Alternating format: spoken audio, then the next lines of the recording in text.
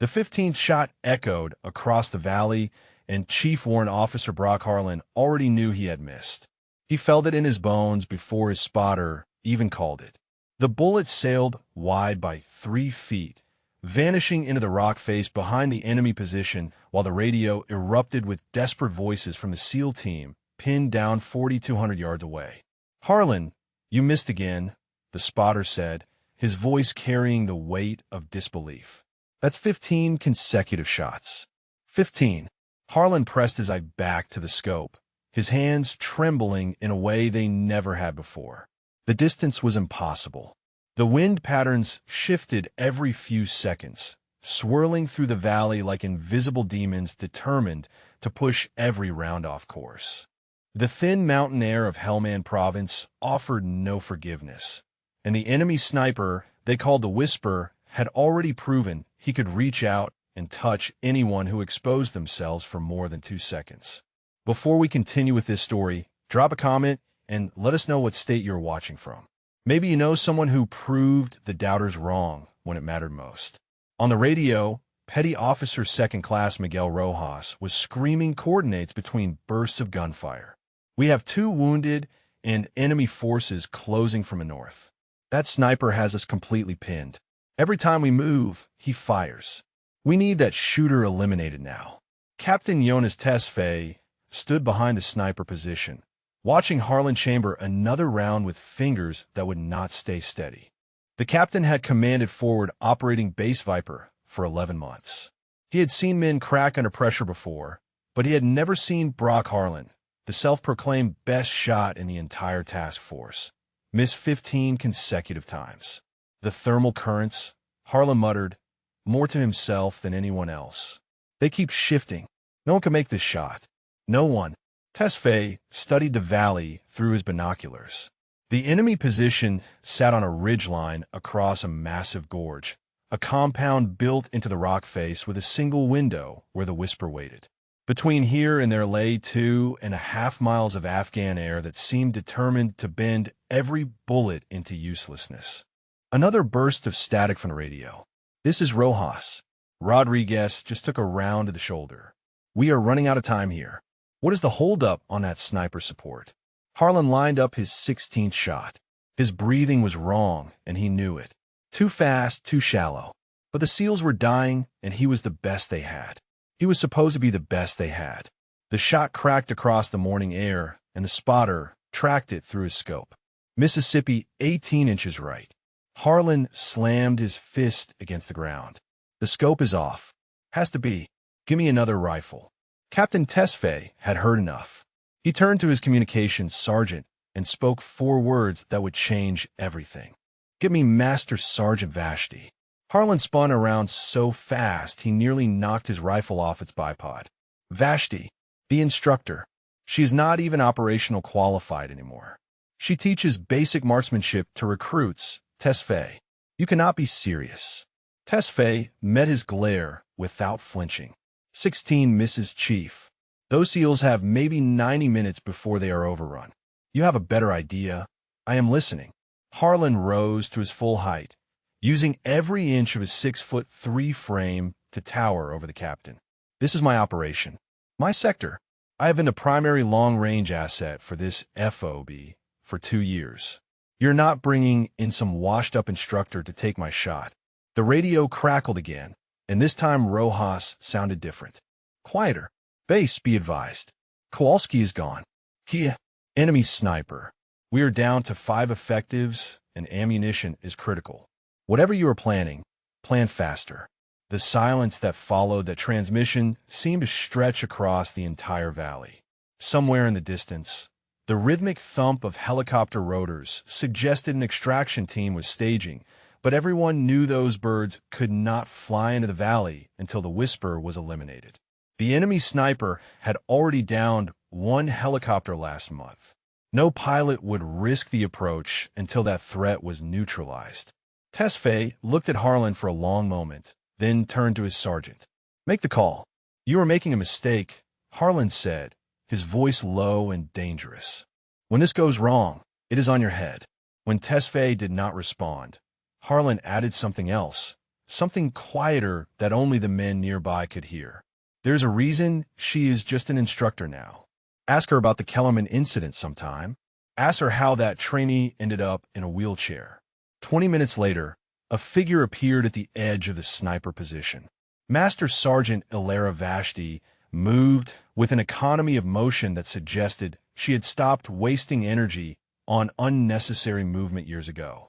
Her gray eyes swept across the valley once, then twice, then settled on the distant ridgeline where the whisper waited. She did not look at Harlan. She did not look at Tesfaye. She simply knelt at the edge of the overlook, pulled a small notebook from her pocket, and began writing numbers that no one else in the position understood. Her spotter, Sergeant First Class Park, appeared beside her moments later carrying a rifle case and a spotting scope. He set up without a word, the two of them moving in a synchronization that spoke of years working together. Harlan watched them with barely concealed contempt.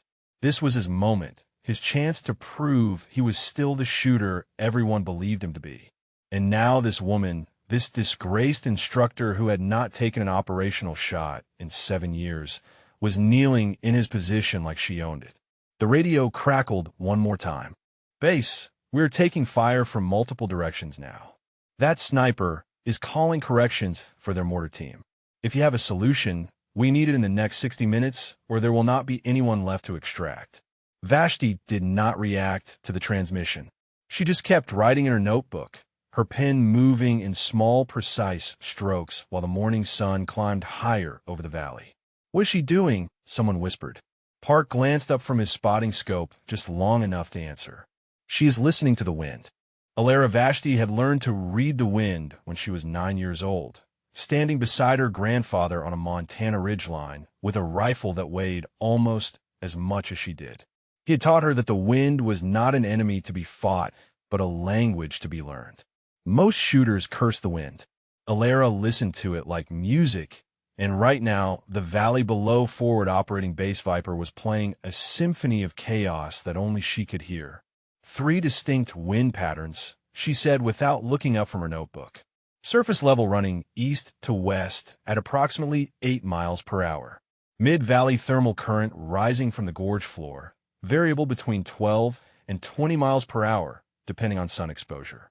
Upper elevation crosswind from the northwest, steady at 15 miles per hour with gusts to 22. Park adjusted his spotting scope and nodded. Confirmed on the upper elevation. I can see the dust signatures. Harlan let out a sharp laugh from behind them. "You have been here 5 minutes, and you think you understand this valley better than I do. I have been shooting in this sector for 2 years, Vashti. 2 years. Alara continued writing. The numbers filled her notebook in neat columns, calculations that accounted for variables most shooters never even considered. Coriolis effect at this latitude. Spin drift over the extended flight time. The way the thin mountain air would affect the bullet's ballistic coefficient. The temperature differential between the shadowed gorge and the sunlit ridgeline. She had done these calculations 1,000 times in training scenarios. She had taught them to hundreds of students who would never fully understand why they mattered. But she had not done them for a real shot, a shot that would determine whether men lived or died in 7 years. Not since the Kellerman incident. She pushed that thought aside and focused on the numbers. The numbers did not judge. The numbers did not whisper about her past or question whether she belonged here. The numbers simply were, and if she got them right, 6 SEALs would go home to their families. The radio crackled with another transmission from Rojas. "Base, enemy forces are probing our northern perimeter. We are holding, but ammunition expenditure is not sustainable. Request status on sniper neutralization." Captain Tesfaye keyed his radio. "Working the problem. Stand by." "Working the problem," Harlan muttered. "Is that what we are calling it now? Letting some instructor who has not fired a shot in anger since the Obama administration take over my operation?" Alara finally looked up, and when her gray eyes met Harlan's, there was something in them that made several of the nearby soldiers take an unconscious step backward. She did not speak. She simply held his gaze for 3 long seconds, then returned to her notebook. Park had seen that look before. He had been a Alara spotter for 9 years, first in operational units, and then the training command where she had been exiled after Kellerman. He knew what she was capable of, even if the rest of the army had forgotten. He also knew that she would never defend herself against Harlan's accusations because defending herself would mean explaining what really happened that day at the sniper school, and explaining would mean destroying Harlan's career. She had chosen silence instead. She had chosen to let them call her a washout, a has-been, an instructor who could not cut it in the real world. She had made that choice because exposing the truth would have hurt the soldiers who served under Harlan, soldiers who needed to believe in their leadership even if that leadership was built on lies. Park respected her for that choice. He also hated watching her pay the price for it every single day. 4,200 yards, Alera said quietly. 6.5-second flight time with the current conditions. The bullet will drop approximately 1,800 inches. It will drift right due to spin drift, then left due to the crosswind, then right again from the thermal updraft. She paused, and when she spoke again, her voice carried a weight that made everyone stop what they were doing. I have made this shot before. Once. Harlan opened his mouth to respond, but Captain Tesfaye cut him off. When? Where? Alera did not answer immediately. She was watching the valley again, her eyes tracking something invisible to everyone else. The morning sun had climbed higher now, and the shadows were beginning to shift along the gorge floor. The thermal patterns were changing, the wind symphony modulating into a different key. Somewhere in that chaos was a window, a moment when all three wind patterns would align, just enough to give a bullet a fighting chance across 2.5 miles of hostile air. Finding that window was like finding a single calm breath in the middle of a hurricane. Most shooters would have called it impossible. Alera called it Tuesday. Master Sergeant, Tesfaye pressed. When did you make this shot before? She finally looked at the captain, and something flickered across her face. Not quite pain, not quite pride. Something older and heavier than either. Montana, she said. 1998. I was 14 years old. My grandfather had tracked an elk for 3 days across the Bitterroot Range. When we finally found it, a storm was rolling in, and we had one chance before the snow made the shot impossible. She returned her gaze to the valley, 4,100 yards across a canyon with wind conditions similar to this. My grandfather talked me through the calculations. I made the shot. The elk dropped, and my grandfather looked at me and said, Alera, you just did something most people will never believe is possible. Spend the rest of your life proving them wrong. The silence that followed was broken only by the distant sound of gunfire from across the valley. The SEALs were still fighting, still dying, still waiting for someone to do the impossible. Park finished setting up the spotting scope and ran his own calculations. His numbers matched hers exactly, as they always did. 9 years of partnership had taught him to trust her mathematics the way he trusted gravity. What do you need? Tesfaye asked. Alera stood and walked to the equipment cases that Park had brought. She opened the first one and examined the rifle inside, a Macmillan TAC-50 that had seen better days. Standard issue for the FOB sniper section. Harlan's rifle. She checked the scope, then the barrel, then the action. Her fingers moved with the familiarity of someone who had handled 10,000 rifles in her career. When she finished her inspection, she set the weapon down and looked at Tesfaye. This rifle will not work. The scope has been knocked out of alignment, probably from repeated firing in these conditions. The barrel shows signs of heat warping from extended use. Even with perfect calculations, this weapon cannot deliver consistent accuracy at this range. Harlan stepped forward, his face reddening. That is my rifle. I maintain it myself. There is nothing wrong with it. Alera did not argue. She simply opened the second case that Park had carried up the hill. Inside was a rifle she had built herself over the course of 3 years. A custom chassis, a hand-lap barrel, a scope that cost more than most cars. She had never fired it in combat. She had never been given the chance. Until now. She lifted the weapon and felt its weight settle into her hands like an old friend finally coming home. The SEALs were dying. Harlan was failing. And somewhere across that impossible valley, the whisper was waiting.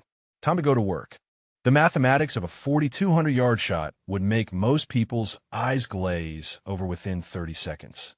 For Alara Vashti, those numbers were a conversation with physics itself, a negotiation between human intention and the indifferent laws of the universe.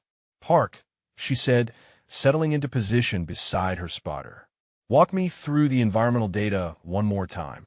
Park had his Kestrel weather meter in one hand and his notebook in the other. "Temperature at our position is 62 degrees Fahrenheit. Target position appears to be approximately 58 degrees based on shadow patterns. Humidity is 11%. Barometric pressure is 25.3 inches, adjusted for altitude. We are at 6,800 feet elevation.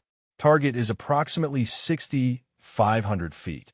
Alara processed the information while her hands made micro-adjustments to her rifle's position. The slight elevation advantage would affect the bullet's trajectory, but at this distance, every variable mattered. A 1-degree error in her calculations could push the round 5 feet off target. Specialist Tamara O'Yelleran had been assigned to run ammunition and supplies for the sniper position. She was 22 years old, fresh out of advanced individual training, and had never seen a shot attempted at anything close to this range. She found herself crouching nearby, watching the master sergeant work with undisguised fascination. "What is she calculating?" Tamara whispered to one of the other soldiers. Before anyone could answer, Park spoke without looking up from his scope. "At this distance, the bullet will be in flight for approximately 6.5 seconds. During that time, it will drop over 1,800 inches due to gravity. It will drift sideways due to the Coriolis effect, because the Earth is literally rotating underneath the bullet as it flies. It will curve due to spin drift from the rifling in the barrel, and it will be pushed by at least 3 different wind patterns, each moving in a different direction at a different speed." He paused to adjust his scope. Most snipers consider a 1,000-yard shot to be exceptional. 1,500 yards is elite. 2,000 yards is the kind of thing that gets written up in military journals. What the master sergeant is about to attempt is nearly twice that distance. There are maybe 5 people alive who have ever made a confirmed kill at this range. Tamara stared at Alara with new eyes, and she is one of them. Park's jaw tightened almost imperceptibly. She would be, if certain people had not made sure her record stayed buried. Harlan had been pacing behind the position like a caged animal, his earlier arrogance slowly curdling into something more desperate. When he heard Park's words, he stepped forward with his finger raised. "You want to talk about buried records, Park? You want to have that conversation right now, in front of everyone?" Alara's voice cut through the tension like a blade. "I need 30 minutes. Everyone turned to look at her. She had not moved from her position, her eyes still pressed to her scope, her body perfectly still. 30 minutes for what? Tesfaye asked. "To watch the valley, to learn its rhythm, to find my window." Harlan let out an exasperated sound. "We do not have 30 minutes for you to meditate on the scenery, Vashti. Those seals are dying right now. Take the shot." Alara did not respond. She simply continued watching the valley through her scope, her breathing slow and measured, her focus absolute. Tesfaye studied her for a long moment, then made his decision. "You have your 30 minutes, Master Sergeant. Make them count." Harlan spun toward the captain. "You cannot be serious. She is stalling. She is afraid to take the shot, and she is stalling while American servicemen bleed out across that valley." "Then take it yourself," Tesfaye said quietly. "You have your rifle. You know the distance. If you think you can make the shot, Chief, by all means." Harlan's mouth opened, then closed. His hands, the same hands that had trembled through 16 consecutive misses, clenched at his sides. "That is what I thought," Tesfaye said. "Let her work." The next 30 minutes were the longest of Tamara O'Yelleran's young life. She watched Alara remain absolutely motionless, her eye never leaving the scope, her body so still that Tamara sometimes wondered if she was even breathing. Park sat beside her, calling out observations in a low voice. "Thermal shift in Sector 3. Dust signature suggests gust from the northwest. Shadow movement indicates cloud cover approaching from the east. Alara absorbed it all without visible reaction. She was not just watching the valley. She was memorizing it, learning its patterns the way a musician learns a piece of music, internalizing every shift and variation until she could predict what would come next. At the 20-minute mark, the radio crackled with another transmission from across the valley. Rojas sounded exhausted, his voice hoarse from shouting commands over the noise of combat. "Base, we have repelled 2 probing attacks, but we are down to our last magazines. Enemy sniper is still active. He just hit Kowalski's body when we try to retrieve him. This guy knows exactly what he is doing. Whatever you are planning, it needs to happen soon." Harlan seized on the transmission. "You hear that, Vashti? They're out of time. Your little meditation session is costing lives." Alara finally moved. She pulled back from her scope just far enough to make a small notation in her notebook, then resumed her position. 14 minutes, she said. 14 minutes until what? Tesfaye asked. Until the thermal window opens. The morning sun is heating the valley floor, creating an updraft that is currently too unpredictable for an accurate shot. In 14 minutes, that updraft will stabilize temporarily as the heating pattern reaches equilibrium. I will have a window of approximately 90 seconds where the wind patterns become predictable enough to calculate. Harlan threw his hands up. "This is insane. You're going to let those men die because you think you can predict the weather 14 minutes from now." Alara turned her head just enough to look at him, and when she spoke, her voice carried a certainty that silenced everyone within earshot. "I'm going to save those men because I have spent 30 years learning to read what you cannot see. The weather is not random, Chief. It follows patterns. It obeys rules. And if you had spent more time learning those rules instead of assuming your reputation would carry you through, you would not have missed 16 times while good men bled." She turned back to her scope. 13 minutes. The minutes crawled by like wounded soldiers dragging themselves across a battlefield. Every second that passed was another second the SEALs spent bleeding, fighting, dying across that impossible valley. And Alara Vashti remained frozen in place, her eye welded to her scope, waiting for a window that only she believed would come.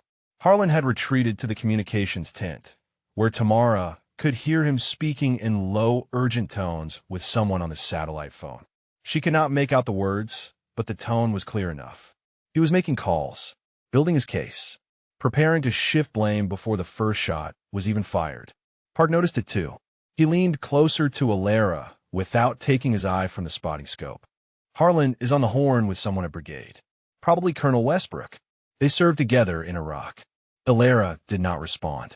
"He's going to bury you if this goes wrong," Park continued. He is already writing the after-action report in his head. Instructor exceeded her authority. Delayed response cost lives. He will make sure you never hold a rifle again. Then I had better not miss. Park fell silent. He had known Alara for 9 years, had watched her make shots that defied explanation, had seen her teach hundreds of soldiers the fundamentals of marksmanship with patience that bordered on saintly. He had also watched her accept an exile that she did not deserve, endure whispers and accusations that she never bothered to refute, and surrender a career that should have made her a legend. He had never understood why she refused to fight back, why she let Harlan's lies stand unchallenged, why she chose obscurity over justice. But he had stopped asking years ago. Some wounds were too deep to discuss, even between friends. Captain Tesfaye approached the position, his boots crunching on the loose gravel. "Master Sergeant, I need you to understand something. I went out on a limb bringing you here. If this does not work, it will not just be your career on the line. I will be standing right beside you at the inquiry." Alara finally pulled back from her scope just far enough to meet his eyes. "Captain, in approximately 8 minutes, a thermal equilibrium will form over this valley. The updraft from the gorge floor will stabilize. The crosswind from the northwest will temporarily align with the surface wind from the east. For roughly 90 seconds, the air between here and that ridgeline will be as predictable as it is ever going to be." She held his gaze with absolute certainty. "I will have 1 shot, maybe 2 if I am lucky, and I will not miss." Tesfaye studied her face for a long moment, searching for doubt, for fear, for any sign that she was bluffing. He found nothing but granite conviction. Then take your shot, Master Sergeant. And God help us all. He walked back toward the command post, leaving Alara and Park alone at the edge of the overlook. The sun had climbed higher now, its heat beginning to bake the valley floor. Somewhere in the distance, the sound of gunfire had intensified. The SEALs were making their final stand. Alara reached in her pocket and pulled out a small photograph, creased and faded from years of handling. She did not look at it for long, just a few seconds, but Park caught a glimpse of a weathered face beneath a hunting cap. An old man with eyes the same gray as Alara's. Her grandfather, the man who had taught her to shoot. The man who had looked at a 14-year-old girl and seen something that no one else could see. "Okay, Pop," she whispered. One more time. She tucked the photograph away and settled back into position. 6 minutes, Park said. Alara made a microscopic adjustment to her scope. The click of the turret was barely audible, a fraction of a degree that would translate into feet at 4,200 yards. The radio crackled again. Rojas was breathing hard now, his words coming in short bursts between what sounded like hand-to-hand combat. "Base, they're inside the perimeter. I repeat, enemy forces have breached our position. We're in close quarters combat. That sniper is still calling corrections for their assault team. If you have a solution, now is the time." Right now, Harlan emerged from the communications tent, his face flushed with what might have been anger or fear or both. He strode toward Alara's position with purpose in his step.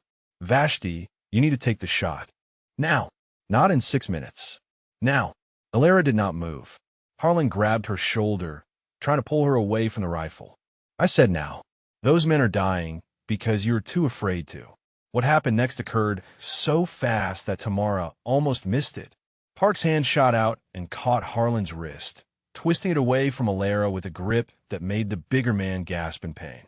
"Do not touch her," Park said, his voice quiet but carrying an edge that promised violence. "Do not ever touch her." Harlan wrenched his hand free, his face contorting with rage. "You are both finished. When this is over, I will personally make sure neither of you ever serve again. You hear me? Finished." Alara's voice cut through the confrontation like a scalpel. For minutes, Harlan stared at her back, his chest heaving, his fists clenched at his sides. For a moment, Tamara thought he might actually strike her. Instead, he turned and stormed back toward the communications tent, already reaching for the satellite phone. Park released a slow breath and returned his attention to the spotting scope. Wind steady from the northwest at 14 miles per hour. Thermal updraft beginning to stabilize. "I think you are right about the window." "I am right," Alara said. "I have been watching this valley for 43 minutes. I know its heartbeat better than my own." She made one final adjustment to her position, settling her body into the perfect alignment of bone and muscle and steel that would allow her to send a bullet across 2.5 miles of hostile air. 3 minutes, Park said. Alara's finger moved to the trigger guard. And somewhere across the valley, the whisper waited. The radio went silent. For 10 agonizing seconds, there was no transmission from across the valley.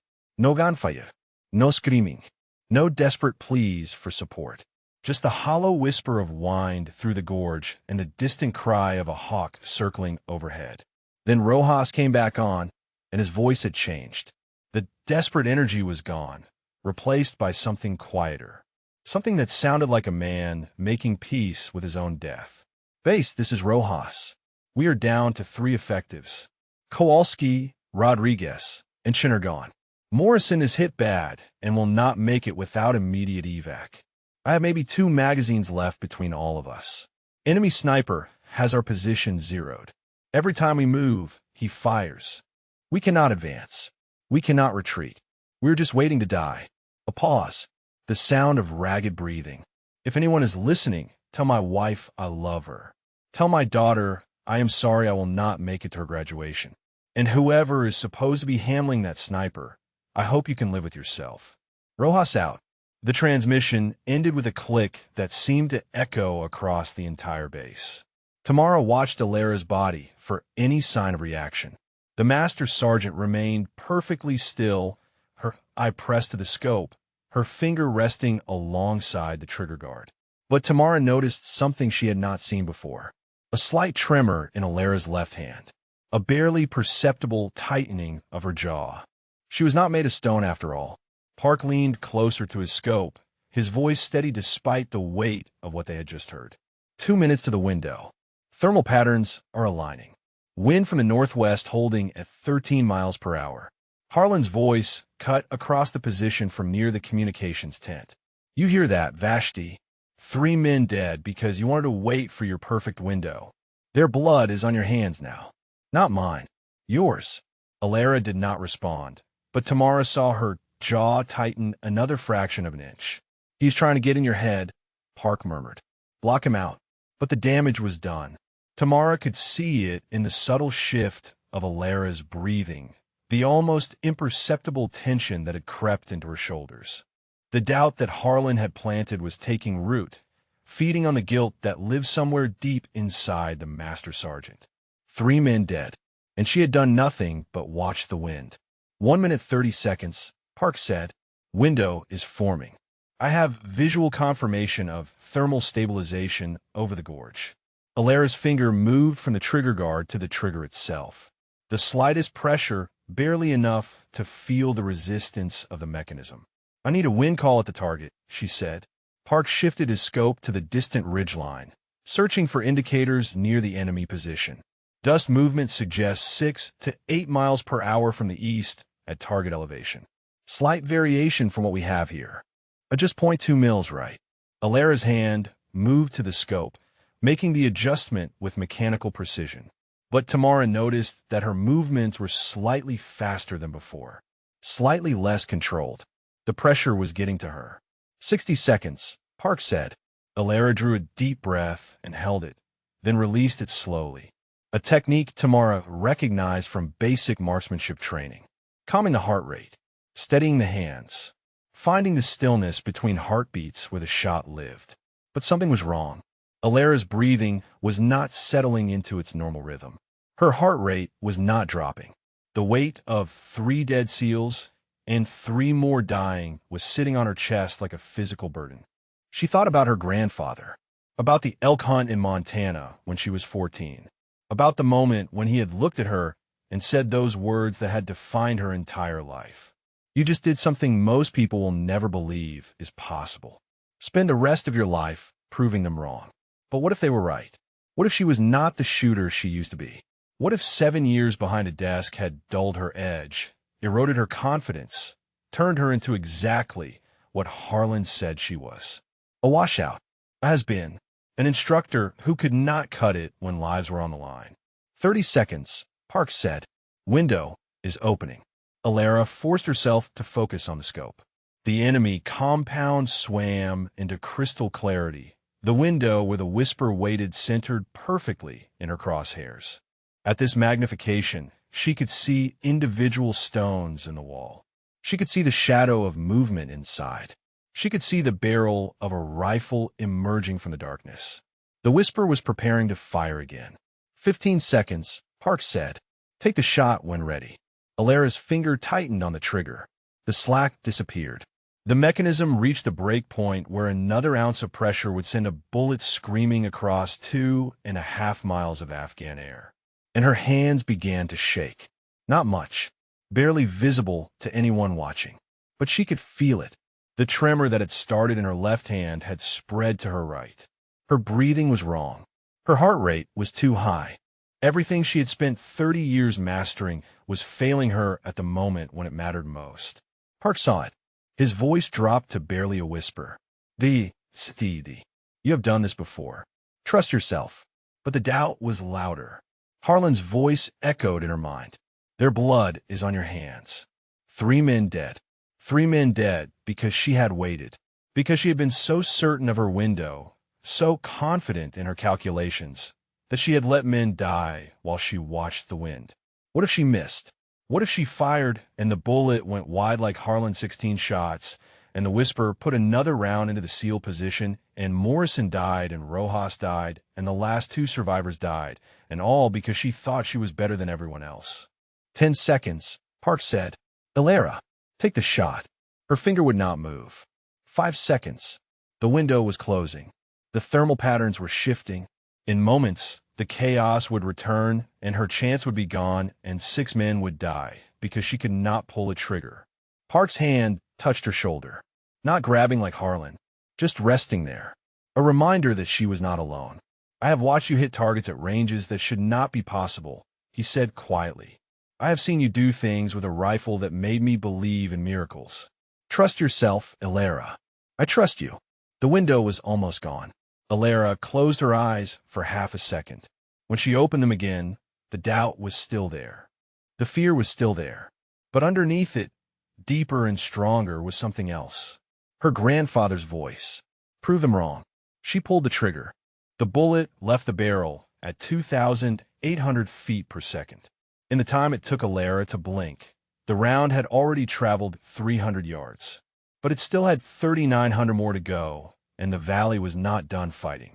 Park tracked the vapor trail through his spotting scope, his voice a running commentary that seemed to stretch time itself. Round is flying. Tracking true. Wind correction holding. Drop is nominal. Passing the 2,000-yard mark. Still tracking. Thermal updraft engaging. Round is climbing slightly. Compensating. Still on target. 3,000 yards. 3,500. Elara did not breathe. She did not move. She simply watched through her scope as 6.5 seconds stretched into an eternity. For 1,000 yards, Park continued. Slight drift left. Crosswind is pushing. Come on. Come on. The bullet punched through the window of the enemy compound at 4,217 yards. Park saw the impact a fraction of a second before the sound reached them, a distant crack that echoed across the valley like the voice of God passing judgment. Hit, Park breathed. Center mass. Target is down. The whisper is down. For a moment, nobody moved. The word hung in the air like a physical thing, too enormous to comprehend. Then the radio exploded with voices. "Base, this is Rojas. Sniper fire has stopped. I repeat, enemy sniper fire has stopped." What the hell just happened? Captain Tesfaye grabbed the radio. "Your sniper problem has been neutralized, Rojas. Extraction team is spinning up now. Hold your position." Tamara found herself staring at Elara with something approaching reverence. The master sergeant had not moved from her position. I was still pressed to the scope, her body still locked in the perfect stillness of a shooter who had just done the impossible. But something was wrong. Park was still tracking through his scope, and his voice had lost its celebratory edge. "Elara, we have a problem." Elara saw it at the same moment he spoke. Movement in the compound. A second figure emerging from the shadows, picking up the Whisper's rifle. "There is another shooter," Park said. "They have a backup." Elara's hands moved before her conscious mind could catch up. She worked the bolt, ejecting the spent casing and chambering a fresh round. The brass tumbled through the air, catching the morning light as it fell. "The thermal window," she said. "Is it still open?" "Barely. Maybe 10 seconds left. The patterns are already starting to shift. 10 seconds. One shot. A target that was now aware of her position and actively seeking cover. The second shooter had moved to the window, scanning the distant ridgeline where Elara's position was hidden. He could not see her, not at this distance, but he knew the general direction, and he was raising his rifle. "He is setting up for a shot," Park said. "He's going to try to suppress our position." Elara made a minute adjustment to her scope. The new target was not in the same position as the Whisper. He had moved 3 feet to the left, partially concealed behind stone wall. Only his head and shoulder were visible. At 4,200 yards, that was a target roughly the size of a dinner plate. "New range," Elara said. Park ran the calculations in his head. For 1,234 yards. Just 0.1 mils up, 0.2 mils left. Elara's fingers moved on the scope turrets. Click, click, click. Each adjustment a prayer written in brass and steel. 5 seconds, Park said. The enemy shooter had found his position. Elara could see him settling behind the rifle, his eye moving to the scope. In moments, he would fire. Even if he could not hit her at this range, suppressive fire would force her to move, to break position, to lose whatever remained of her window. She did not have time to doubt. She did not have time to think about the 3 dead SEALs, or Harlan's accusations, or the 7 years she had spent in exile. She only had time to do what her grandfather had taught her to do on a Montana ridgeline when she was 14 years old. Trust the wind. Trust the math. Trust yourself. She fired. The second bullet crossed the valley in 6.3 seconds. It entered the enemy compound through the same window as the first, passing within inches of the stone frame. It struck the second shooter just as his finger was tightening on his own trigger. He never got the shot off. Second target down, Park said, his voice cracking with emotion. Both shooters eliminated. Valley is clear. The radio erupted again. Rojas was laughing now, a sound caught somewhere between hysteria and relief. Vase, whoever your shooter is, I want to buy them a drink. Hell, I want to buy them a house. That was the most incredible thing I have ever seen. Alara finally pulled back from her scope. Her hands were trembling again, but this time it was not from doubt. It was the release of tension that had been building since she first knelt at this position nearly an hour ago. She looked at Park, and something passed between them that did not need words. 9 years of partnership, 9 years of trust, 9 years of watching each other's backs while the rest of the army forgot they existed. 2 shots, Park said quietly. 4,200 yards. No one is ever going to believe this. Alara allowed herself the smallest smile. They never do. Behind them, Harlan stood frozen near the communications tent. The satellite phone was still in his hand, but he had stopped talking. His face had gone pale, his earlier arrogance evaporating like morning fog under the Afghan sun. He had just watched everything he believed about himself proven wrong. And worse, he had watched the woman he had spent 7 years trying to destroy prove that she was everything he had always feared she was. Better than him, Tamara watched the chief warrant officer with new understanding. She had heard whispers about the Kellerman incident since arriving at the FOB. Rumors about a training accident that had ended Alara's operational career. Accusations that had followed her from post to post like a shadow. But watching Harlan's face now, watching the fear and hatred warring behind his eyes, Tamara began to wonder if those rumors had ever been true at all. What really happened? She murmured to herself. What did he do to her? She did not know it yet, but she was about to find out. The extraction helicopters thundered over the valley 40 minutes later, their rotors beating the thin mountain air into submission. Alara watched from the overlook as the birds descended toward the SEAL position, dust clouds billowing around them like brown halos. 3 men would come home in body bags. 3 more would come home alive. And somewhere in between those numbers was a truth that only Alara could fully comprehend. She had saved who she could. She had done the impossible. But she had not been fast enough to save everyone. She never was. Park began breaking down their equipment, his movements efficient and practiced. The rifle went back into its case with the reverence of a holy relic being returned to its shrine. The spotting scope, the Kestrel, the notebooks filled with calculations that would be studied by ballistics experts for years to come. You know they're going to want to debrief you, Park said, extensively. A shot like that does not stay quiet. The brass is going to have questions. Let them ask. Park paused his packing and looked at her. There's going to be an investigation. Alara. Harlan is not going to let this go. He is already on the phone with Westbrook. I saw him. They're cooking up something. Alara turned away from the valley. Her face was calm, but Park knew her well enough to see the exhaustion underneath. 7 years of exile. 7 years of being called a washout and has been. 7 years of watching lesser shooters take the assignments that should have been hers. And now, finally, she had proven what she had always known about herself. The question was whether anyone would let her keep that victory. What really happened with Kellerman? Tamara asked. The question came from behind them, and both Alara and Park turned to find the young specialist standing at the edge of the overlook. She had a look on her face that Alara recognized. The look of someone who had seen enough to know that the official story did not add up. That is not your concern, specialist, Park said. With respect, Sergeant, I think it is. Tamara stepped closer, her eyes fixed on Alara. I have been on this FOB for 3 months. I have heard the rumors. Instructor Vashti screwed up a training exercise and a soldier ended up paralyzed. Instructor Vashti cracked under pressure and should never have been trusted with live operations. Instructor Vashti is a cautionary tale about women trying to do jobs they are not built for. Her voice hardened. But I just watched you make 2 shots that Chief Warrant Officer Harlan could not make in 16 tries. I watched him try to sabotage you, blame you, and undermine you at every turn. And I watched you save 6 lives while he stood there making phone calls to cover his own reputation. So I'm asking you directly, Master Sergeant, what really happened? Alara studied the young woman for a long moment. She saw something in Tamara's eyes that reminded her of herself at that age.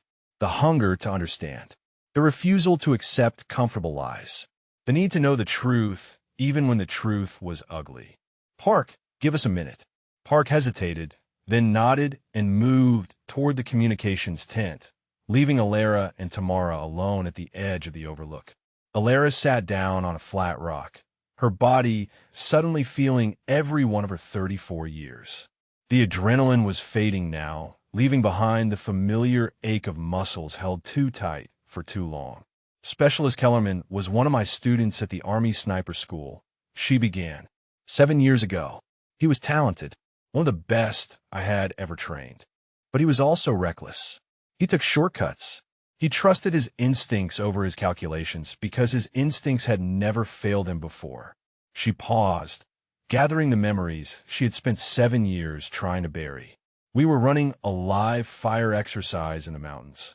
Long-range shooting in difficult conditions. Kellerman was supposed to wait for my signal before engaging his target. Instead, he fired early. His round went wide and struck a rock formation that nobody had properly surveyed. The ricochet came back and hit another trainee in the spine. Tamara's face paled. That was not your fault. No, Alara agreed. It was not. But Kellerman was Chief Warrant Officer Harlan's protege, his hand-picked successor, and Harlan could not accept that his golden boy had made a mistake that ended another soldier's career. So he found a way to make it my fault instead. How? Alara's smile held no warmth. He doctored the range logs to show that I had given the fire command early. He pressured Kellerman to back his version of events, and he used his connections to make sure the investigation reached the conclusion he wanted. I was found negligent, stripped of my operational status, and reassigned to instructor duty where I could not embarrass him again. Tamara stared at her. Why did you not fight back? Why did you not tell someone the truth? Because I had no proof. Because Harlan had powerful friends, and I had none. And because fighting would have meant dragging Kellerman through a court-martial that would have destroyed whatever was left of his career. He was 22 years old, and he had already crippled a fellow soldier through his own arrogance. I did not want to be the one who finished breaking him. She stood up, brushing the dust from her uniform. So I accepted the exile. I taught basic marksmanship to recruits who would never know what I was capable of. I watched Harlan build his reputation on lies while I faded into obscurity. And I told myself that someday, somehow, I would get a chance to prove what I had always known. She looked out at the valley where the helicopters were now lifting off, carrying the living and the dead back to base. Today was that chance. Tamara was quiet for a long moment, processing everything she had heard. Then she reached into her pocket and pulled out her phone. I recorded him, she said. Harlan, when he was trying to sabotage you, when he grabbed you, when he blamed you for the deaths before you even had a chance to take the shot. I recorded everything. Alara looked at the phone in Tamara's hand, then at the young woman's face. Why? Because I've spent 3 months watching him treat you like garbage, Tamara said. And I knew there had to be a reason. Now I know what it is. He's afraid of you. He has always been afraid of you. And he has spent 7 years trying to make sure no one ever found out why. She held out the phone. This is your proof, Master Sergeant. What do you want to do with it? Alara held Tamara's phone in her hand for a long moment, feeling the weight of 7 years pressing against her palm. The screen showed a frozen image of Harlan's face, contorted with rage as he grabbed her shoulder. One tap, and she could watch herself being assaulted by a superior officer. One tap, and she could hear him blame her for deaths that had not yet occurred.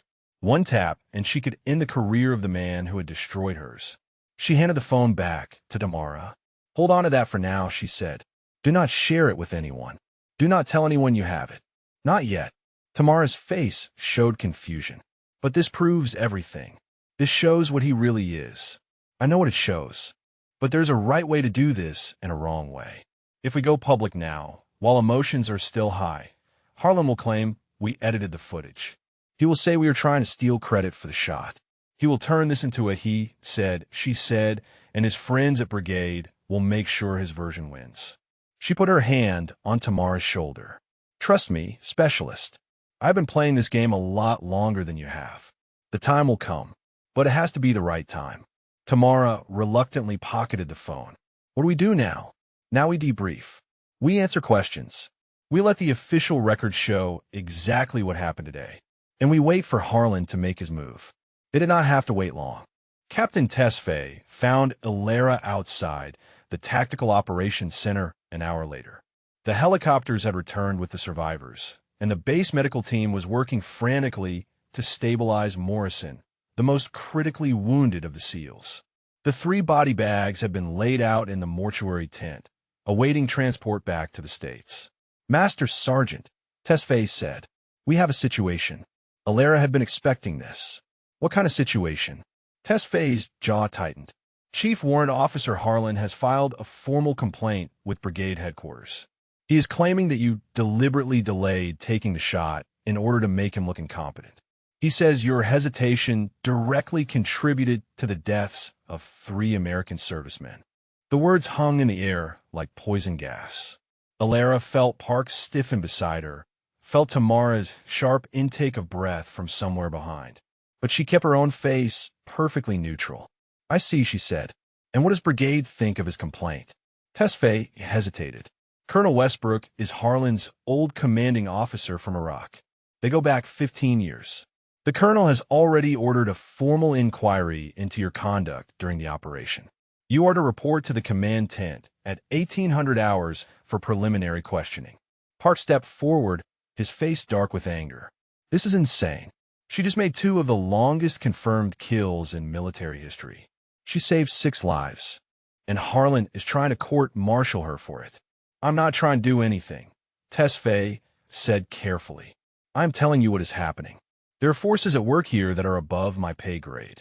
All I can do is make sure the official record reflects what actually occurred. He looked at Ilera with something that might have been respect. For what it is worth, Master Sergeant, I know what I saw today. I know who saved those SEALs, and I know who failed them. But knowing and proving are 2 different things in this army. He turned and walked back toward the command tent, leaving Ilera alone with Park and Tamara. The silence stretched for a long moment. Then Park spoke, his voice tight with controlled fury. We have to use the recording. Now, before Harlan gets his narrative locked in. Ilera shook her head. Not yet. Ilera, he's going to bury you.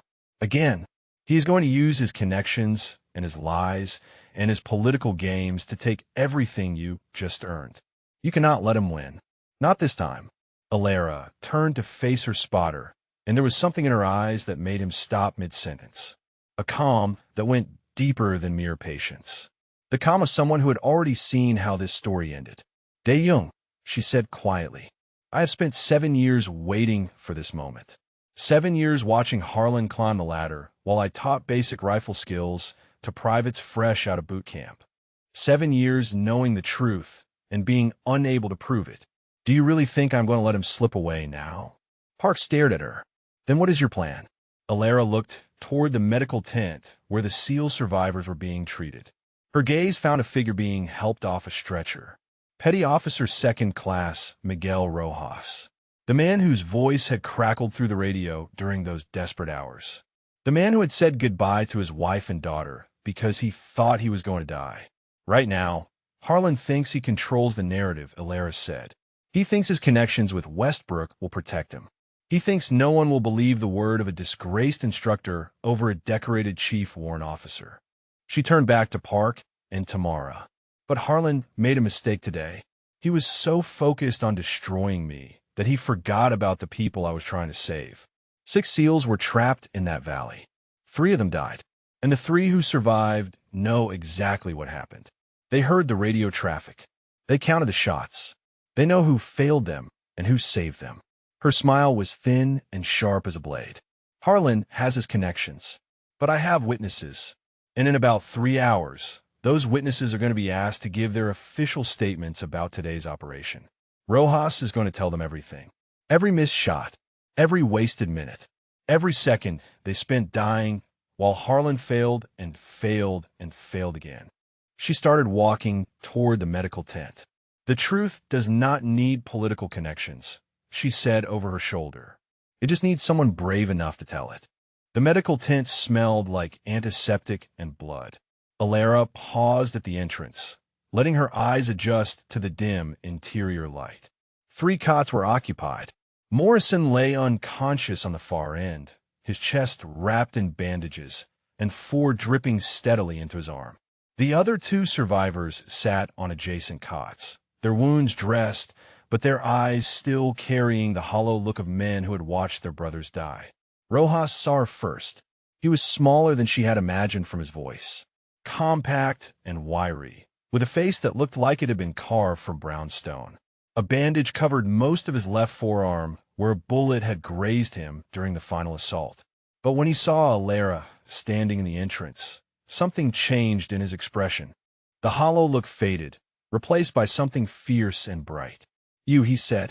"You are the shooter." Alara nodded. "Master Sergeant Alara Vivashti." Rojas was on his feet before she could say another word.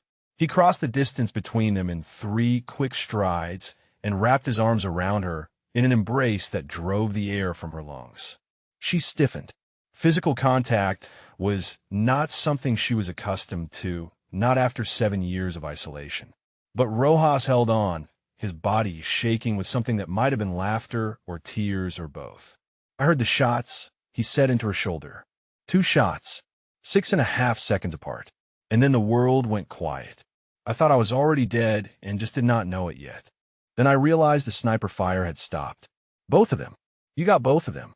He pulled back, his hands gripping her shoulders, his eyes searching her face. They told me it was impossible. 4,200 yards. No one makes that shot. No one. But you did. You did it twice. The other conscious SEAL had risen from his cot. Petty Officer 3rd Class Warren. Younger than Rojas, with a fresh-faced look that seemed out of place in this tent full of blood and grief. "We heard the radio traffic," Warren said. "All of it. We heard that other shooter miss 16 times while we were getting torn apart. We heard him arguing with someone about bringing in a replacement. And then we heard you." His voice cracked. "Shin died 30 seconds before your first shot hit. 30 seconds. If that other guy had not wasted so much time missing, Shin would still be alive." The words hung in the air like an accusation. But they were not aimed at Alara. They were aimed at someone else entirely. "Tell me his name," Rojas said. "The shooter who missed. The one who let my men die while he played target practice with that valley. Tell me his name." Alara hesitated. This was the moment. The choice she had been building towards since she walked into this tent. She could protect Harlan one more time. She could maintain the silence she had kept for 7 years and let the inquiry play out however the brass decided it should play out. Or she could tell the truth. "Chief Warrant Officer Brock Harlan," she said. "He is the primary long-range asset for this FOB. He has been for 2 years." Rojas's face darkened. "Harlan, I know that name. He briefed us before we inserted. Told us he had the best shooter in theater covering our operation. Said we had nothing to worry about." His hands clenched into fists. "Nothing to worry about. 3 of my men are dead because that arrogant piece of garbage could not hit a target the size of a building from 2 miles away. There is more," Alara said. She had committed now. There was no going back. "Harlan has filed a formal complaint against me. He is claiming that I deliberately delayed taking the shot to make him look bad. He is saying that my hesitation is what killed your men." The silence that followed was absolute. Rojas stared at her with an expression that cycled through disbelief, confusion, and finally settled on a cold and terrifying rage. He said what? "Colonel Westbrook has ordered an inquiry. Harlan has connections at Brigade.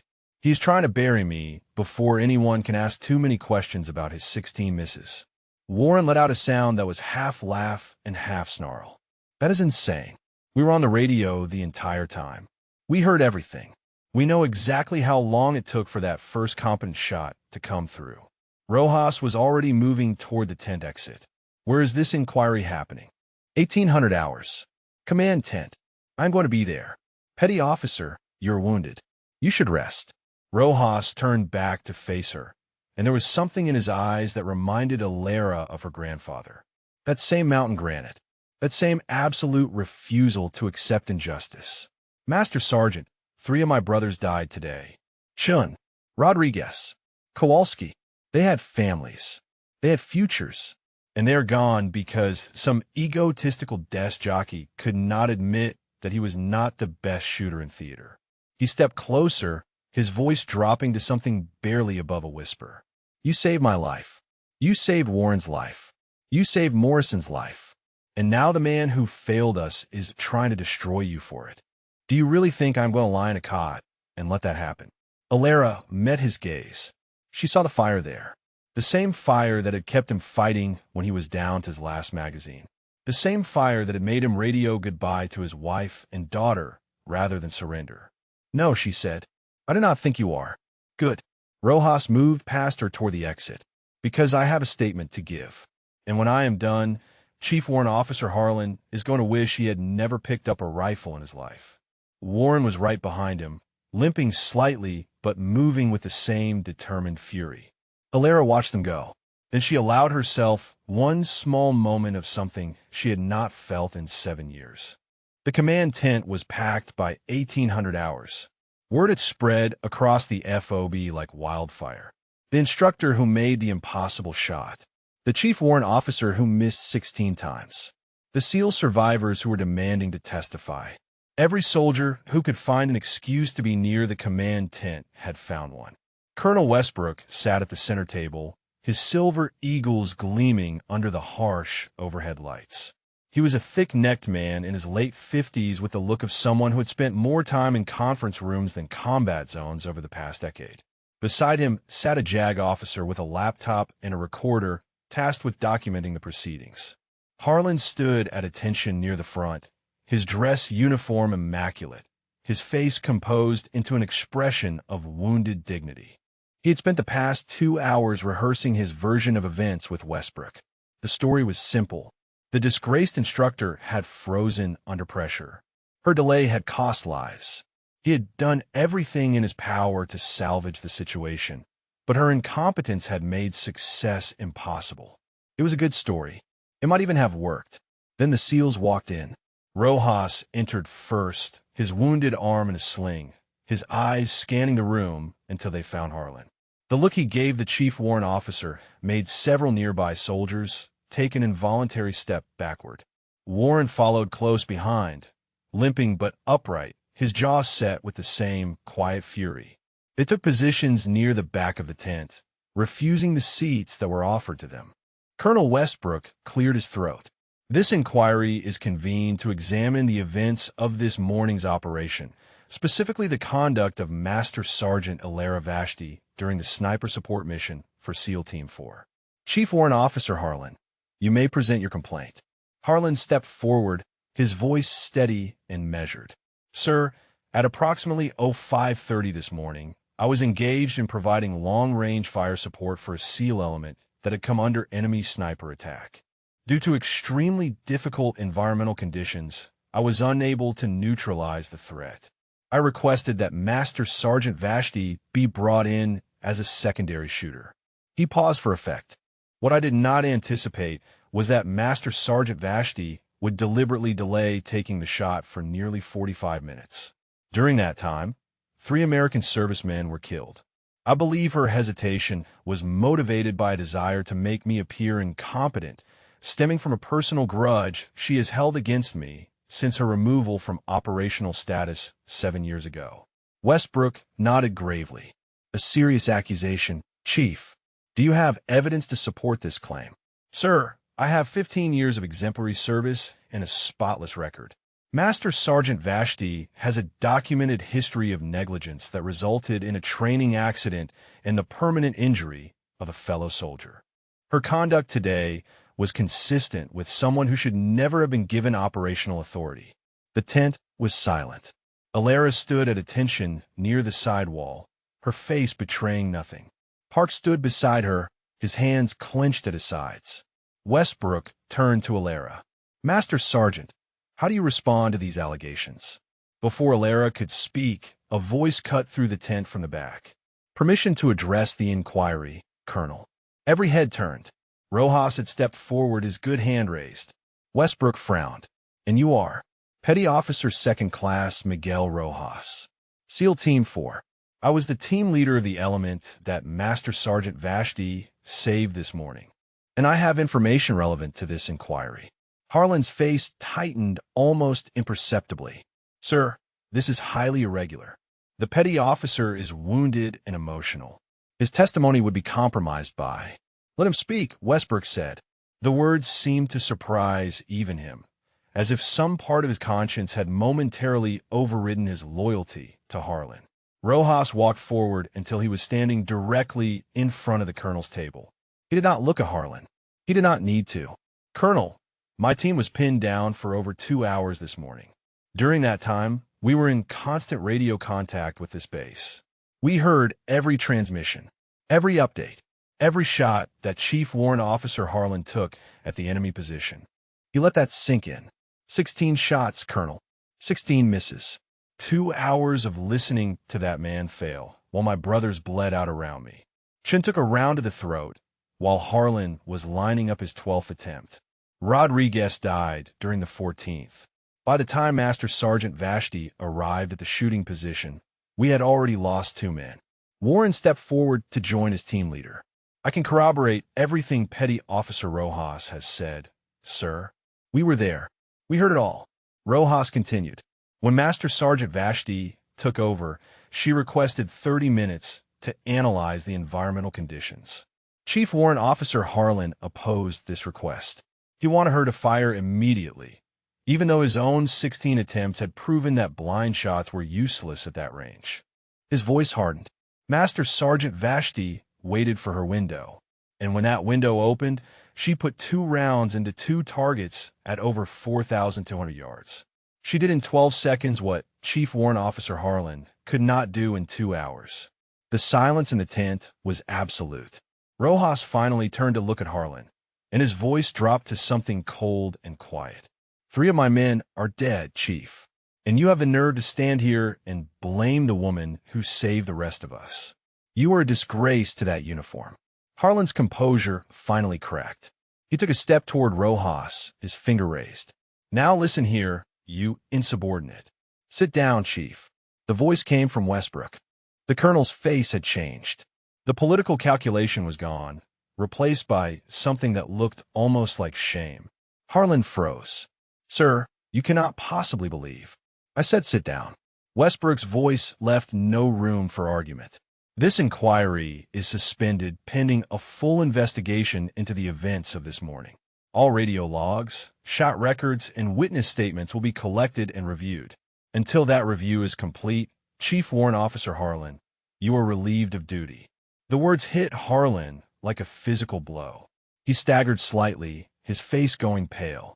"Colonel, we served together. You know me. You know my record." Westbrook looked at him with tired eyes. "I thought I did, Brock. I thought I did." He stood and walked out of the tent without another word. The days that followed moved with a strange mixture of chaos and clarity.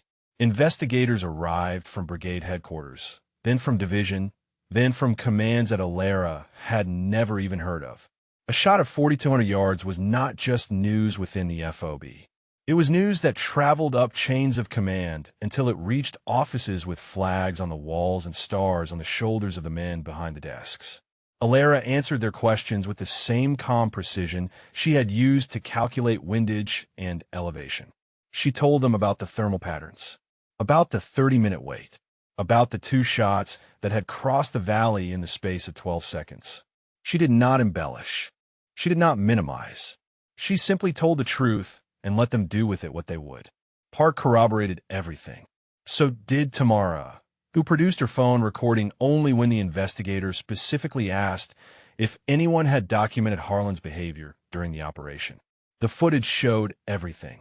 The grabbing, the accusations, the attempts to undermine Alara before she had even taken her position.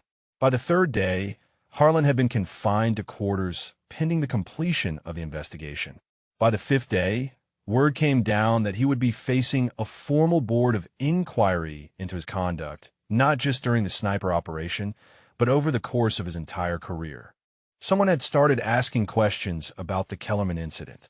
Alara was sitting outside the Tactical Operations Center when Park found her, watching the sun set over the mountains that had almost become a graveyard for 6 American sailors. The light painted the peaks in shades of gold and crimson, beautiful and indifferent to the small human dramas playing out beneath them. They found the original range logs, Park said, settling onto the bench beside her. The ones Harlan doctored. Turns out the Army keeps backups of everything. Digital forensics matched his access credentials to the alterations. Alara nodded slowly. She had suspected as much, but hearing it confirmed still sent a strange tremor through her chest. 7 years. 7 years of exile based on a lie that had finally been exposed. Kellerman is talking too, Park continued. He reached out to the investigators on his own, said he's been carrying the guilt for 7 years and could not do it anymore. He confirmed everything. The early shot, the ricochet, Harlan pressuring him to blame you. Alara closed her eyes. She thought about the young sergeant she had trained all those years ago. The talented shooter with too much confidence and not enough patience. The man who had made one terrible mistake and then compounded it by letting someone else take the fall. How is he, she asked. Park shrugged. Broken, from what I hear. But maybe this is what he needed. A chance to finally tell the truth. They sat in silence for a while, watching the colors fade from the sky. Then Park spoke again, his voice softer now. You could have destroyed him, you know. Kellerman, back when it happened. You had people who would have believed you. You could have fought back and taken him down with Harlan. Alara opened her eyes and looked at her spotter. Her friend, the man who had stood beside her through 7 years of exile without ever once questioning her choice. He was 22 years old, she said. He had already crippled another soldier through his own arrogance. What would destroying him have accomplished? It would not have given me my career back. It would not have undone the damage. It would just have added one more broken person to the pile. She turned back to the sunset. I became an instructor because I could not be a shooter anymore. But somewhere along the way, I realized that teaching was not a punishment. It was a gift. Every soldier I trained, every marksmanship fundamental I drilled into some nervous private fresh out of basic. That was my legacy. Not the shots I took, but the shots I taught others to take. Park was quiet for a long moment. Then he reached into his pocket and pulled out a small box. This came for you today. Special delivery from SEAL Team 4. Alara took the box and opened it. Inside, nestled on a bed of black velvet, was a brass shell casing. .50 caliber. Engraved along the side in small, precise letters were the words that would define the rest of her life. 4,217 yards. The shot, they said, was impossible. With gratitude, SEAL Team 4. She lifted the casing and held it up to the fading light. The brass gleamed like captured fire. Rojas wanted to deliver it himself, Park said, but he got medevac to Landstill this morning. Morrison is stable. They're all going to make it. Alara turned the casing over in her fingers, feeling the weight of it. Such a small thing. A piece of brass no longer than her thumb. But it represented something that no amount of politics or lies or buried records could ever take away. Proof. There's something else, Park said. He was smiling now, a rare expression on his usually stoic face. I got a call from Colonel Westbrook's office an hour ago. The investigation is not complete yet, but he wanted you to know something. What? Park's smile widened. Your operational status has been reinstated, effective immediately. And JSOC has requested you by name for a training rotation at Fort Bragg. Apparently, some very important people saw the ballistics report from your shots and decided they want you teaching their Tier 1 operators how to do what you do. Alara stared at him. Fort Bragg, JSOC, the Joint Special Operations Command, the most elite military units in the world. They want me to teach, she said slowly. They want you to do whatever you want, Park replied. Teach. Shoot. Both. The message I got made it pretty clear that you can write your own ticket from here on out. Alara looked down at the shell casing in her hand. Then she looked out at the mountains, where the last light of day was painting the snow-capped peaks in shades of rose and amber. 7 years ago, she had been exiled for a crime she did not commit. 7 years ago, she had accepted that exile because fighting back would have meant destroying a young man who had already destroyed himself. 7 years ago, she had made peace with the idea that her story was over. She had been wrong. Both, she said quietly. I want to do both. 6 months later, the morning sun rose over Fort Bragg like a promise being kept. Alara stood at the edge of the long-range training facility, watching a new class of students prepare for their first day of advanced marksmanship instruction. The North Carolina humidity was nothing like the thin, dry air of Afghanistan, but the fundamentals remained the same. Wind, distance, patience, trust. The students gathered in a loose formation near the equipment shed, their faces a mixture of eagerness and apprehension. These are not ordinary soldiers. They were candidates for the most elite units in the American military. Delta operators, SEAL team members, Rangers who had already proven themselves in combat and wanted to push their skills even further. Among them, standing slightly apart from the others, was a young woman with sharp eyes and a posture that suggested she had something to prove. Specialist Tamara O'Yelleran had requested transfer to the sniper pipeline 3 months after returning from Afghanistan. Her application had been denied twice before someone with enough stars on their collar had intervened on her behalf. Alara had written that letter of recommendation herself. "Good morning," Alara said, her voice carrying across the range with the easy authority of someone who had spent a lifetime commanding attention without raising her voice. "Welcome to Advanced Long-Range Precision Marksmanship. Over the next 8 weeks, I'm going to teach you to do things with a rifle that most people believe are impossible." She paused, letting her gaze move across the assembled faces. "Some of you have heard stories about me. Some of those stories are probably true. But I'm not here to talk about the past. I am here to talk about the future. Your future. The shots you have not taken yet. The lives you have not saved yet. The limits you have not broken yet." She gestured toward the range behind her, where targets had been set at distances that made several of the students squint. "The farthest target on this range is 2,000 yards. By the end of week 1, every single one of you will hit it consistently. By the end of week 4, you will hit it in conditions that would make most shooters pack up and go home. And by the end of week 8, you will understand that 2,000 yards is just the beginning." A hand went up near the back of the formation. One of the Delta candidates, a sergeant with a combat patch on his shoulder and skepticism in his eyes. "Master Sergeant, is it true you made a shot at over 4,000 yards in Afghanistan?" Alara allowed herself a small smile. 4,217 yards. And then I did it again at 4,234. But those shots are not why I am here. I am here because the next 4,200-yard shot might be yours, and I intend to make sure you are ready for it. The skepticism in the sergeant's eyes flickered and died, replaced by something that looked almost like reverence. Alara spent the morning walking the students through the fundamentals. Breathing, trigger control, natural point of aim, the basics that every shooter learned in basic training, but that most never truly mastered. She watched them make mistakes and corrected them with patience. She watched them succeed and pushed them to succeed again. During the lunch break, Tamara approached her near the equipment shed.